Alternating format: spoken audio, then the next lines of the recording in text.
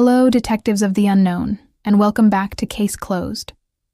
Today we're opening a file on an event that stopped the world and echoes through history and ancient predictions: the death of Pope Francis.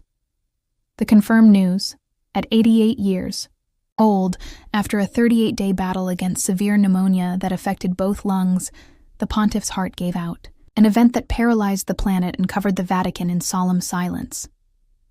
Even in his final moments, visibly weakened, Francis defied the strictest medical orders, seeking close contact with the faithful until his last breath.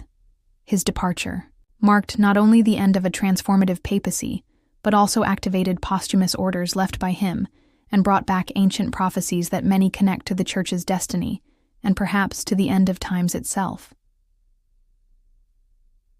In today's episode of Case Closed, we're going to dive deep into the details of these final moments of Pope Francis.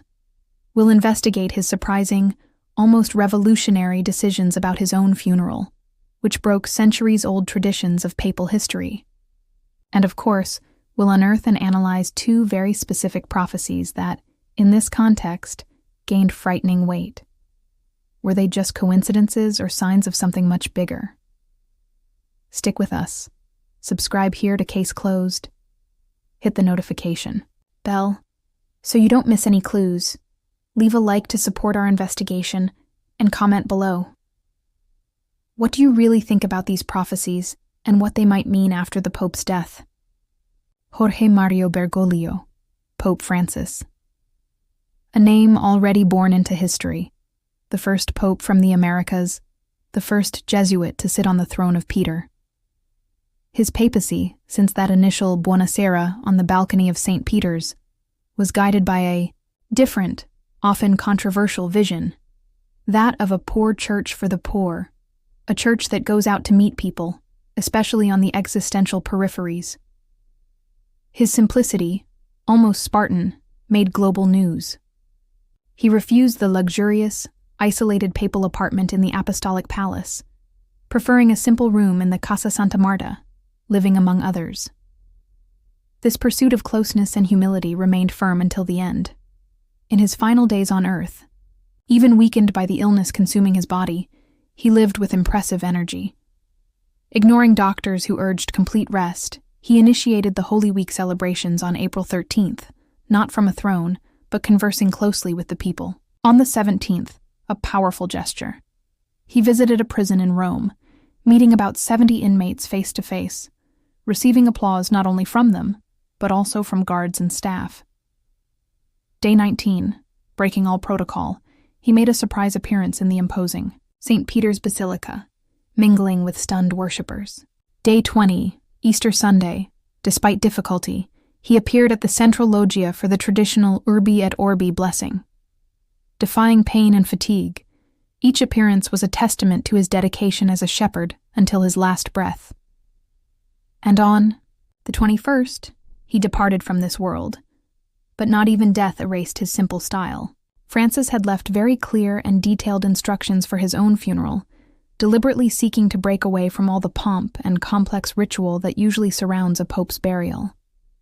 An official document, approved and signed by him, established significant changes to the funeral rites. The objective was clear: for his funeral to be more like that of a simple parish priest, a shepherd and follower of Christ, than that of a figure of absolute power, a sovereign of the Vatican city-state. Secular tradition dictates burying popes in a complex system of 3 nested coffins, the first of cypress, symbol of humility, remembering Jesus, the second of lead, sealed to preserve the remains and documents, and the third, outer one, of elm or walnut, symbol of dignity and immortality. Francis had chosen something radically different: a single, simple coffin of plain wood. An extreme gesture, breaking with centuries of papal funeral tradition. Even the place of his final rest was a break from the norm. Instead of the traditional crypt beneath St. Peter's Basilica, near the Apostles' tomb and most of his predecessors, he had personally chosen the Basilica di Santa Maria Maggiore, a place with deep and special meaning for him. "I always promised the Virgin, the place is already prepared. I want to be buried in Santa Maria Maggiore. It's my great devotion. Before, when I came to Rome, I always went there on Sunday mornings," he had confessed in an interview. A bond forged in morning visits and silent prayers, far from Vatican protocol. And the tomb, devoid of any decoration, simple, with just one word engraved on the headstone: Franciscus. While preparations for this very particular funeral were underway, the focus of the Vatican and the Catholic world inevitably turned to the future, the beginning of the complex conclave process to choose his successor. And it was precisely at this moment of transition and uncertainty that ancient prophecies resurfaced with unexpected force, whispering the possibility that the Pope elected in the conclave could be the last. One of the most discussed prophecies after his death was the one attributed to Michel de Nostradamus, that enigmatic 16th century French apothecary and seer. His cryptic quatrains, though famously vague and open to 1,000 interpretations, have already been connected, after the fact, to huge events like the French Revolution or the 9/11 attacks.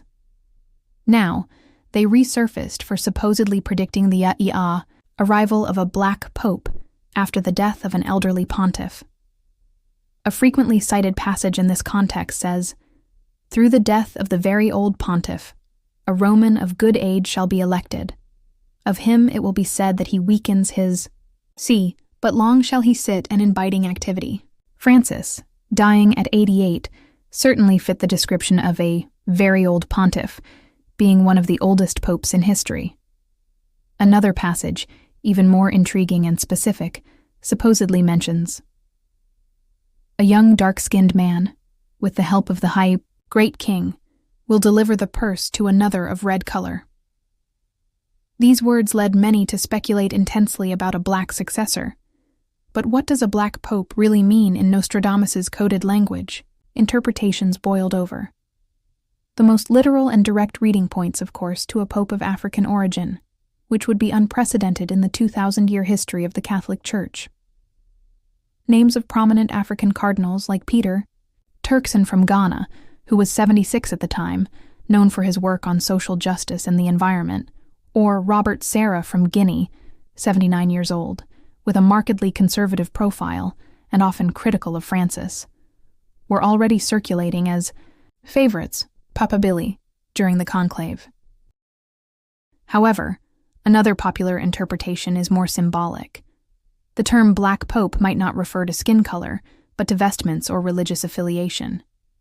Historically, the Superior General of the Society of Jesus, the Jesuits, is informally known as the Black Pope due to the color of his cassock and the order's global influence. Francis was precisely the first Jesuit in history to be elected pope. Could he himself, then, have been the Black Pope announced by Nostradamus, fulfilling the prophecy during his own papacy? The more alarmists saw, and still see, this figure of the Black Pope, whoever he may be, as an omen of drastic changes, of rupture, perhaps even of a religious apocalypse, marking the end of the Church as we know it, or even the end of times. What about you? Do you think Francis was already this prophetic figure? Or do you believe Nostradamus's Black Pope is yet to come, even after his death? The second prophecy, perhaps even more directly apocalyptic, that resurfaced with full force in this context, was attributed to Saint Malachy, a 12th century Irish archbishop venerated as a saint. His famous Prophecy of the Popes supposedly listed concisely and enigmatically the 1 or 12 popes who would reign from Celestine II, elected in 1130, until the end of times, associating each with a brief Latin motto describing some characteristic of their pontificate or person. For example, to illustrate how it works, the motto De Medietate Lunae, from the half of the moon, was linked to John Paul I, whose papacy lasted only 1 lunar month and began with a crescent moon. Another motto, Gloria Olivae, the glory of the olive, was attributed to Benedict XVI, whose name recalls the Benedictines, also known as Olivetans.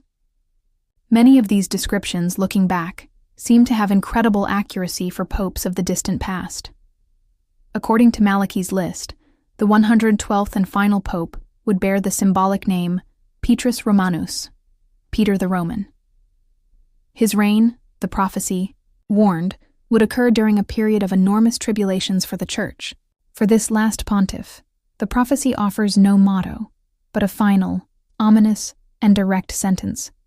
In persecutione extrema SRE, sedebit Petrus Romanus, qui pacet ovis in multis tribulationibus, quibus transactis civitas septicolis diruitur, and judex tremendus judicabit populum sum. Finis. In the final persecution of the Holy Roman Church, Peter the Roman will reign, who will pasture his sheep in many tribulations. When these things are finished, the city of 7 hills, Rome, will be destroyed, and the terrible judge will judge his people. The end. An apocalyptic ending, worthy of the darkest scriptures, directly linked to the last pope. The theological and popular debate that arose after his death revolved around: what position did Francis occupy on this prophetic list? Benedict XVI was widely seen as the 111th pope on the list, Gloria Olivae. When he resigned in 2013, an almost unprecedented act in modern papal history, Francis took office. Was Francis merely a continuation of the 111th papacy, since his predecessor was still alive when he was elected? Or did his election mark the beginning of the 112th pontificate, embodying Petrus Romanus, the last pope himself? Benedict XVI's resignation created an unprecedented ambiguity in the papal line of succession, fueling this discussion.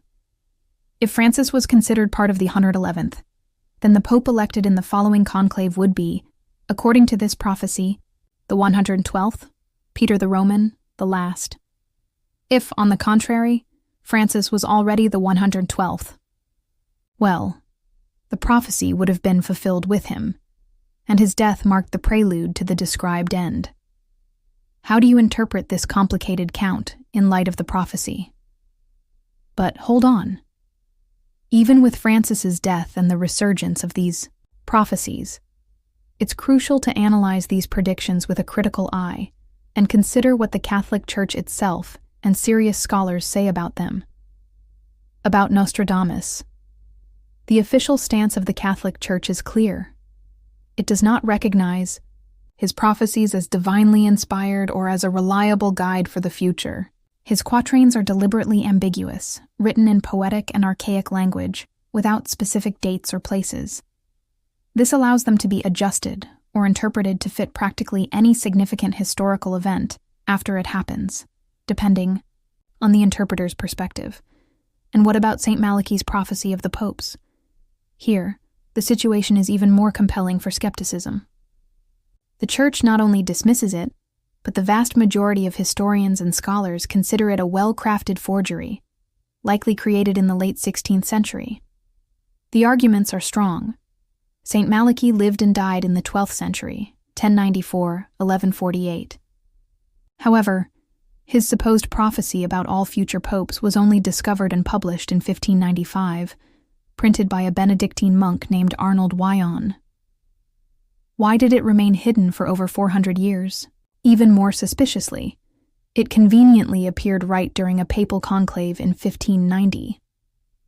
Many scholars believe it wasn't a coincidence, but that the prophecy was forged precisely at that time to influence the election, specifically to favor the candidacy of Cardinal Girolamo Simoncelli, whose origin and family coat of arms, from Orvieto, Urbs Vetus in Latin, suspiciously matched the prophesied motto for that time, Ex antiquitate urbis.